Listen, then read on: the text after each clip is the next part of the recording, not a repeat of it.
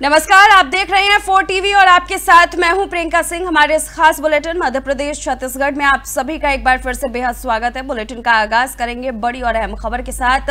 इंदौर में मध्य प्रदेश में चर्चित राजा रघुवंशी हत्याकांड में बड़ी कार्रवाई हुई है। इस मामले में चौथे आरोपी आनंद को गिरफ्तार कर लिया गया है। 7 दिन की ट्रांजिट रिमांड पर उसे भेजा गया है, जो 16 जून तक प्रभावी रहेगी। पुलिस अब आनंद को अन्य राज्यों से लेकर जाएगी और उसे विस्तार से पूछताछ करेगी ताकि मामले की पूरी साजिश का खुलासा किया जा सके।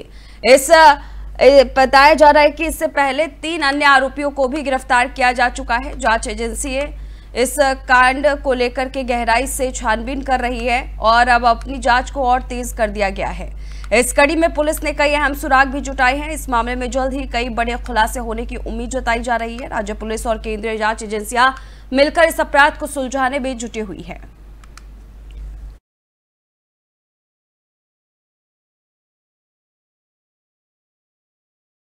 तो वहीं इंदौर के राजा रघुवंशी हत्याकांड में शिलांग पुलिस ने इंदौर क्राइम ब्रांच के साथ मिलकर एक आरोपी विशाल सिंह चौहान के घर की तलाशी भी ली है। इस दौरान पुलिस ने घटना वाले दिन विशाल के पहने हुए कपड़े बरामद किए हैं। एसीपी पूनम चंद यादव ने बताया कि आरोपी ने हत्या की बात स्वीकार कर ली है और अब पुलिस उसके मोबाइल की तलाश कर रही है।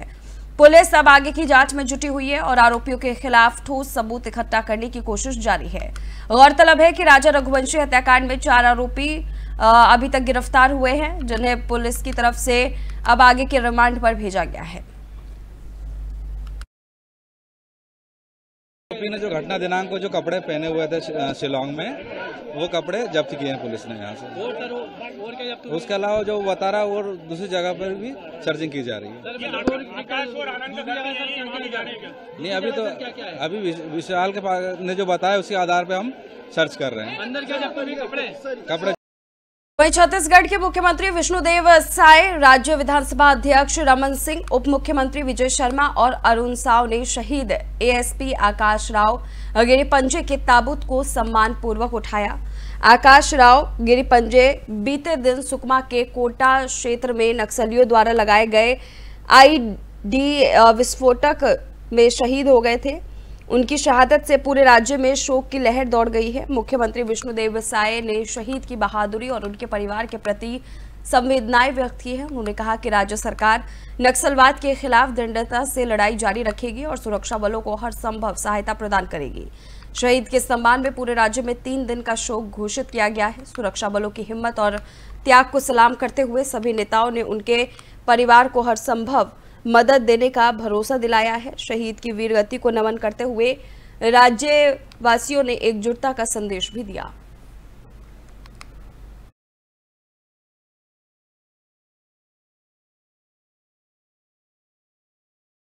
वहीं छत्तीसगढ़ के मुख्यमंत्री विष्णुदेव साय ने सुकमा में हुए आईडी विस्फोट में शहीद हुए एएसपी आकाश राव गिरिपुंजे को श्रद्धांजलि अर्पित करते हुए कहा कि उनकी शहादत को पूरे प्रदेश नमन करता है।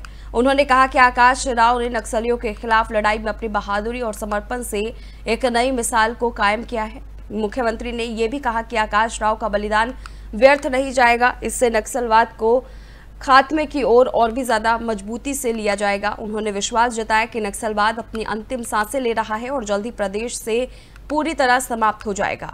मुख्यमंत्री ने शहीद के परिवारों को हर संभव मदद का भरोसा भी दिलाया। उन्होंने प्रदेशवासियों से शहीद के सपनों को पूरा करने और नक्सलवाद के खिलाफ एकजुट होकर लड़ने का आह्वान किया है।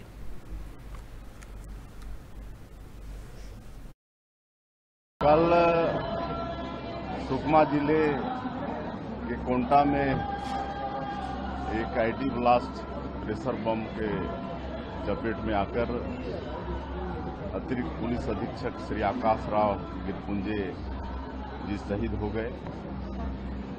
हम उनके शहादत को नमन करते हैं और आज उनको श्रद्धांजलि देने के लिए यहाँ पर आए हुए थे।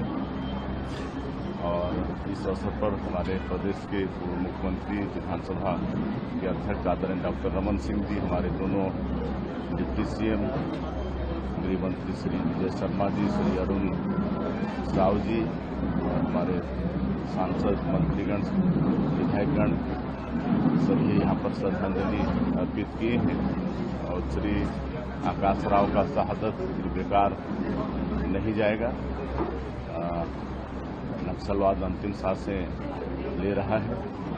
निश्चित रूप से छत्तीसगढ़ के उप मुख्यमंत्री विजय शर्मा ने सुकमा में हुए आईडी विस्फोट में शहीद हुए सुरक्षाकर्मियों के परिवार से मुलाकात की और संवेदना व्यक्त की है। इस दौरान उन्होंने शहीदों के परिजनों को हर संभव सहायता का आश्वासन दिया और कहा कि सरकार परिवारों के साथ हर कदम पर खड़ी है।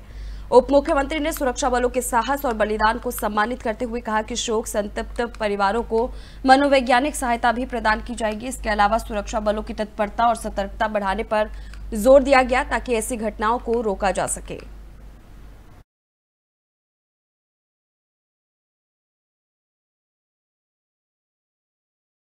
और आगे छत्तीसगढ़ के उप मुख्यमंत्री विजय शर्मा ने कहा कि सुरक्षा बलों द्वारा एक बड़ा अभियान चलाया जा रहा है और इसमें सफलता भी मिल रही है। उन्होंने कहा कि प्रधानमंत्री आवास योजना के तहत हर घर की मांग पूरी की जा रही है और इसी के साथ हम आपको बताते हुए चले, उन्होंने कहा कि शहीदों की मूर्तियों की मांग को भी पूरा किया जा रहा है। उन्होंने बताया कि 26 मूर्तियां बनाई गई हैं और भी बनाई जाएंगी। उप मुख्यमंत्री के इस बयान से ये स्पष्ट होता है कि सरकार सुरक्षा बलों के साथ मिलकर काम कर रही है और शहीदों के सम्मान में भी कदम उठा रही है। इससे पहले उप मुख्यमंत्री ने सुकमा में हुए आईडी विस्फोट में शहीद हुए सुरक्षाकर्मियों के परिवारों से भी मुलाकात की थी और संवेदना व्यक्त की थी।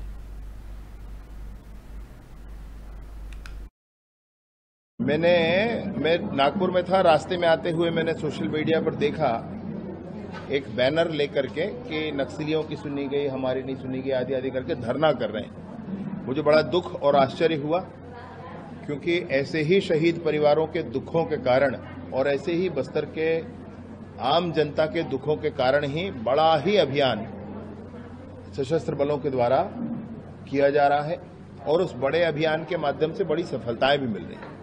पूरी ताकत, पूरी कोशिश करके भी प्रशासन ये इस बात को सुनिश्चित करती है कि कोई अनुकंपा नियुक्ति शेष न रह जाए, कोई पेंशन शेष न रह जाए, कोई अन्य विषय शेष न रह जाए जो एकमुश्त राशि दी जानी होती है कंपनसेशन की। वो मैं नागपुर में था, रास्ते में आते हुए मैंने सोशल मीडिया पर देखा एक बैनर लेकर के कि नक्सलियों की सुनी गई, हमारी नहीं सुनी गई, आदि आदि करके धरना कर रहे हैं। मुझे बड़ा दुख और आश्चर्य हुआ। तो वही छत्तीसगढ़ के सुकमा में उसी स्थान से एक और एलईडी यानी कि इम्प्रोवाइज्ड एक्सप्लोजिव डिवाइस बरामद किया गया है, जहां कुछ समय पहले नक्सलियों द्वारा लगाए गए आईईडी विस्फोट में एएसपी आकाश राव गिरिपंजे शहीद हो गए थे। बीडीएस की टीम ने त्वरित कार्रवाई करते हुए इस नए बरामद आईईडी को सुरक्षित तरीके से मौके पर नष्ट कर दिया। सुरक्षा बलों ने इस क्षेत्र में गश्त तेज कर दी है ताकि नक्सलियों को और उनके गतिविधियों को रोका जा सके और आम जनता को सुरक्षित रखा जा सके। एएसपी आकाश राव गिरिपंजे की शहादत के बाद सुरक्षा बलों का मनोबल और मजबूत हुआ है और वे नक्सलियों के खिलाफ कड़े कदम उठा रहे हैं। स्थानीय प्रशासन ने भी नागरिकों से सतर्क रहने और किसी भी संदिग्ध वस्तु की सूचना तुरंत देने की अपील की है। सुरक्षा बलों की ये कार्रवाई क्षेत्र में शांति और सुरक्षा कायम रखने की दिशा में एक महत्वपूर्ण कदम माना जा रहा है।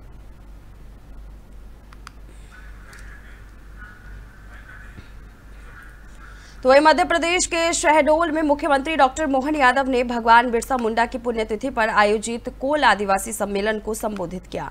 इस कार्यक्रम में आदिवासी समाज के विकास और उनकी संस्कृति के संरक्षण पर जोर दिया गया। मुख्यमंत्री ने कहा कि आदिवासी समुदाय राज्य की सांस्कृतिक और सामाजिक धरोहर को और उनके लिए विशेष योजनाएं लागू की जा रही है। इस मौके पर 332 करोड़ रुपए से अधिक की लागत वाली 107 विकास परियोजनाओं का लोकार्पण और भूमि पूजन भी किया गया।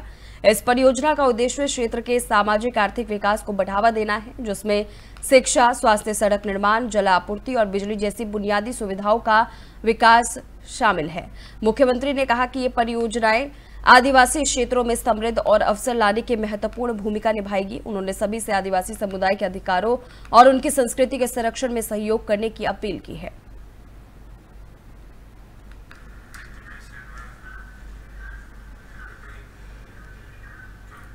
और चलिए आगे बढ़ेंगे। सक्ती जिले के डबरा नगर पंचायत से एक हैरान कर देने वाली खबर सामने आ रही है, जहां पूरे देश में 5 जून को विश्व पर्यावरण दिवस पर पौधारोपण और पर्यावरण संरक्षण की बात की जा रही थी। वहीं डबरा तहसील कार्यालय के पास एक विशाल बरगद का पेड़ काट दिया गया है। ये घटना उस समय और भी चौंकाने वाली बन गई जब पता चला कि इस पेड़ को काटने के लिए किसी प्रकार की प्रशासनिक अनुमति नहीं ली गई थी। स्थानीय लोगों ने जब इस पर सवाल उठाए तो शासन प्रशासन मूक दर्शक बना रहा। पर्यावरण संरक्षण के दिन ही खुलेआम पेड़ काटना न सिर्फ पर्यावरणीय नियमों की अवहेलना है, बल्कि ये जागरूकता और संवेदनशीलता की कमी को भी दर्शाता है। अब सवाल ये है कि जिला प्रशासन इस गंभीर लापरवाही पर क्या कार्रवाई करता है और लोगों की मांग है कि दोषियों पर सख्त कार्रवाई की जाए और भविष्य में ऐसी घटनाओं पर रोक लगाई जाए ताकि पर्यावरण के प्रति लोगों का भरोसा बना रहे।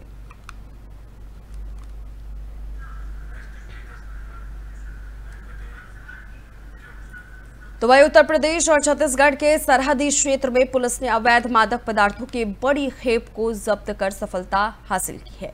थाना बसंतपुर पुलिस को मुखबिर से सूचना मिली कि धनवार आरटीओ बैरियर के पास एक संदिग्ध ट्रक खड़ा है। जांच के दौरान पुलिस ने ट्रक से 90 बोरियों में कुल 14 क्विंटल 44 किलोग्राम डोडा बरामद किया है। बरामद डोडा की अनुमानित कीमत लगभग 1 करोड़ 30 लाख रुपए बताई जा रही है। पुलिस महानिरीक्षक, पुलिस अधीक्षक, अतिरिक्त पुलिस अधीक्षक और अनुविभागीय अधिकारी के निर्देश पर सीमा क्षेत्र में पेट्रोलिंग और चेकिंग लगातार जारी है। धनवार चेक पोस्ट पर पुलिस, आरटीओ और अन्य विभागों की संयुक्त टीम 24 घंटे वाहनों की जांच कर रही है। इस कार्रवाई में धारा 15C 2529 NDPC एक्ट के तहत मामला दर्ज कर जांच शुरू कर दिया गया है। अधिकारियों ने मादक पदार्थों के अवैध परिवहन पर सख्त नजर रखने का संकल्प भी लिया।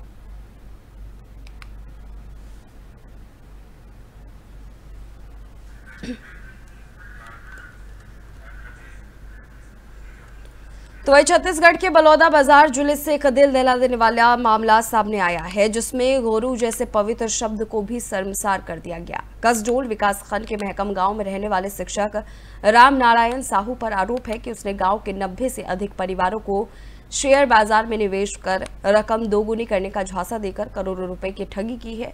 शुरुआत में कुछ लोगों को छोटी छोटी रकम लौटाकर विश्वास जीतने का खेल खेला गया, लेकिन जल्द ही ये डबल पैसा स्कीम एक बड़ा जालसाजी घोटाला बन गया। लोगों ने बच्चों की पढ़ाई, इलाज और शादी के लिए जोड़ी गए पैसे तक सौंप दिए, यहाँ तक कि गहने तक गिरवी रख दिए, लेकिन पिछले 6 महीनों से ना कोई किश्त आई और ना ही कोई जवाब मिला। जब शक गहराया तो आरोपी शिक्षक गांव छोड़कर फरार हो गया। अब ग्रामीण पुलिस स्टेशन के चक्कर लगा रहे हैं, लेकिन अभी तक कोई ठोस कार्रवाई नहीं हुई है। पीड़ितों ने प्रशासन से जल्द कार्रवाई कर आरोपी को गिरफ्तार करने और उनकी मेहनत की कमाई वापस दिलाने की मांग की है। ये घटना ग्रामीण इलाकों में तेजी से फैलती आर्थिक ठगी की एक डरावनी तस्वीर पेश करती है।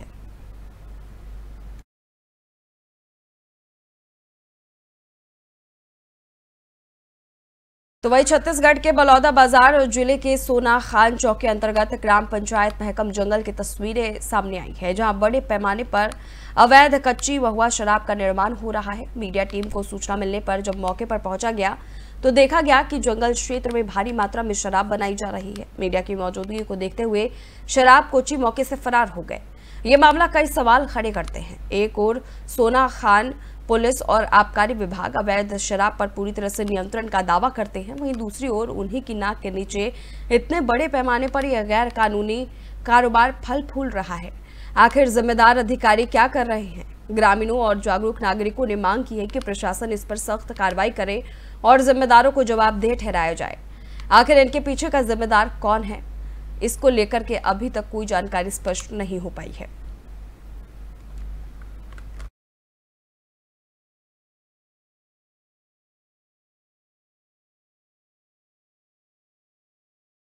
बात मौसम की करेंगे। कहते हैं ना कि विकास के तेज दौर में अगर प्रकृति नाराज हो जाए तो मनुष्य के अस्तित्व पर संकट आ जाता है।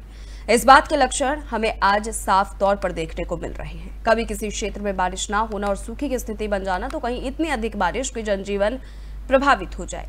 ये सब प्रकृति की असंतुष्टि के संकेत है। इस साल मानसून ने देश में पहले ही दस्तक दे दी और अब गर्मी से बुरा हाल है। इसके कारण देश के कई हिस्सों में लगातार जो है त्रासदी बनी हुई है। लोगों की दिनचर्या पूरी तरह से प्रभावित हुई है। भारत में यह असामान्य मानसून पैटर्न ग्लोबल वार्मिंग और पर्यावरणीय बदलावों का परिणाम हो सकता है। बढ़ती प्रदूषण, वनों की कटाई और जल स्रोतों का अंधाधुंध दोहन भी मौसम में अप्रत्याशित बदलावों का कारण बन रहे हैं। ये केवल प्राकृतिक आपदाओं का संकेत नहीं, बल्कि हमारी जीवन शैली में भी सुधार की जरूरत भी जताता है। तो चलिए जानते हैं मानसून के पहले आने के पीछे का कारण क्या है। देखिए हमारी रिपोर्ट। भारत में इस साल मानसून की शुरुआत समय से पहले ही हो गई है। देश के कई राज्यों में तो पहले से ही बारिश हो रही है। दिल्ली एनसीआर में लगातार नौतपा बेअसर रहा है और इसके अलावा मौसम विभाग यानी आईएमडी ने देश के कई हिस्सों में आंधी, तूफान, तेज हवाओं और भारी बारिश का अलर्ट जारी किया है। वहीं केरल और महाराष्ट्र में तो मानसून ने पहले ही दस्तक दे दी है। आपको बता दें कि हर साल देश में मानसून 1 जून या उसके बाद से शुरू होता था, लेकिन इस बार पहले ही मानसून की शुरुआत हो चुकी है। समय से पहले मानसून आने का कारण। देश में समय से पहले मानसून के आने के पीछे कई मौसम और जलवायु कारक जिम्मेदार होती हैं।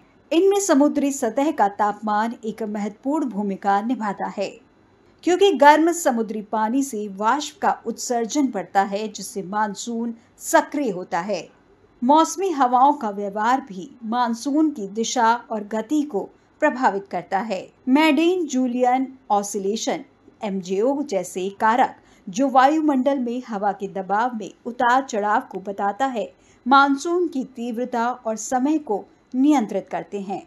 इसके अलावा एल नीनो और ला नीना जैसे प्रभाव भी मानसून की गति पर प्रभाव डालते हैं। वायुमंडलीय दबाव में बदलाव जैसे उष्णकटिबंधीय क्षेत्र में उच्च या निम्न दबाव मानसून को तेज या धीमा कर सकते हैं। इसके साथ ही जलवायु परिवर्तन के कारण तापमान और हवाओं के पैटर्न में बदलाव हो रहे हैं, जो मानसून के असामान्य व्यवहार का कारण बन रहे हैं। ये सभी कारक मिलकर मानसून के समय से पहले या विलंब से आने में भूमिका निभाते हैं। इसलिए मौसम विभाग लगातार इन प्रणालियों पर नजर रखता है। समुद्री सतह का तापमान। आपको बता दें कि जब अरब सागर और बंगाल की खाड़ी में समुद्री सतह का तापमान नॉर्मल से ज्यादा हो जाता है, तब ऐसे में हवा का बहाव स्थल की ओर होता है और मानसून जल्दी शुरू हो जाता है, क्योंकि समुद्री सतह का तापमान हवाओं में नमी को बढ़ाता है, जिससे मानसून के लिए अनुकूल स्थिति बनती है। मौसमी हवाओं का व्यवहार। मानसून की ज्यादातर निर्भरता दक्षिण पश्चिमी हवाओं पर होती है, इसलिए जब भी जेट स्ट्रीम या फिर दूसरी वैश्विक हवाएं समय से पहले दक्षिण की तरफ खिसकती हैं, तो मानसून की शुरुआत जल्दी हो जाती है। वायुमंडलीय दबाव में बदलाव। जब भारतीय उपमहाद्वीप पर हवाओं का दबाव कम हो जाता है, तो हवाओं का बहाव समुद्र से स्थल की तरफ होने लगता है। इससे मानसून की शुरुआत पहले ही हो जाती है। जलवायु परिवर्तन। धरती पर तेजी से बढ़ रहे ग्लोबल वार्मिंग के कारण मौसम के पैटर्न में बदलाव हो रहा है, जिससे तापमान में बढ़ोतरी और बारिश के पैटर्न प्रभावित हो रहे हैं। इससे भी समय से पहले मानसून आ सकता है। क्यों नहीं तप रहा नौतपा मरता है और इससे गर्मी की संभावना बढ़ जाती है और अत्यधिक गर्मी के कारण पृथ्वी पर हवा का दबाव कम हो जाता है और हवाएं ऊपर की तरफ चलने लगती हैं। उसे भरने के लिए समुद्री हवाएं भारत में प्रवेश करती हैं और वर्षा करती हैं, लेकिन इस बार समय से पहले समुद्री हलचल के कारण समुद्री हवाओं को बहाव भारत की ओर पहले हो गया, जिसके कारण नौतपा का असर नहीं दिख रहा है। वैज्ञानिकों ने बताई ये वजह। मौसम वैज्ञानिकों के मुताबिक भारत में नौतपा के बेअसर होने का मुख्य कारण अरब सागर और बंगाल की खाड़ी में नमी का बढ़ना है। इसी दौरान समुद्र का टेम्परेचर सामान्य से अधिक रहा, जिसके कारण मानसूनी हवाएं तेजी से सक्रिय हो गईं। फिर पश्चिमी हवाएं चली और चक्रवाती हलचलों ने भी मानसून को बढ़ने में मदद की। इसके अलावा दुनिया भर में होने वाला जलवायु परिवर्तन भी मौसम के इस पैटर्न में बदलाव का एक बड़ा कारण बन रहा है। जलवायु परिवर्तन के चलते समुद्री और वायुमंडलीय परिस्थितियों में जो बदलाव आ रहे हैं, उनका सीधा असर मानसून पर देखने को मिल रहा है। इस बार जल्दी शुरुआत इसी का उदाहरण है। तो आपने देखा कि कैसे समुद्र का तापमान, वायुमंडलीय दबाव और हवाओं की दिशा मानसून के समय को तय करते हैं। लेकिन इसका मतलब यह भी है कि अगर हम प्रकृति के साथ सामंजस्य नहीं बनाएंगे, तो ऐसे बदलाव और अधिक खतरनाक हो सकते हैं। पर्यावरण की रक्षा करना अब सिर्फ जिम्मेदारी नहीं, जरूरत बन गया है। प्रकृति की। तो फिलहाल इस खास बुलेटिन बस इतना ही। रुकेंगे एक छोटे से ब्रेक के लिए। ब्रेक के उस पार खबरों का सिलसिला जारी है।